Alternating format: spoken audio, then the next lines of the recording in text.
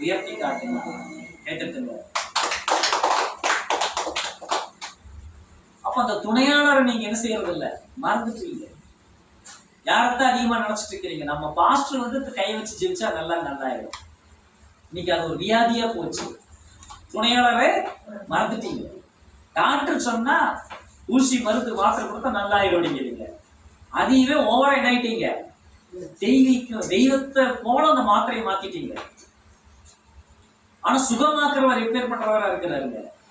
அவரு அந்த மாத்திரை மருந்தை காட்டிலும் பயங்கரமான வல்லமை நேர்ந்தது. ஒரு சாட்சியை நான் சொல்றேன். ஒருத்தர் வந்து ஈபி வேலையில் இருக்கிறவரு, அவருக்கு திருவிருப்பு வந்து காலெல்லாம் மரத்து போச்சு. அப்படி மரமரம் ஆயிடுச்சு, நடக்கிறதுக்கே முடியல. அப்போ அவங்க மனைவி ஆஸ்பத்திரி கூட்டிட்டு போயிட்டு கோயம்புத்தூர்ல எனக்கு போன் பண்றாங்க. ஸ்கேன் பண்ணி பார்க்கும் பொழுது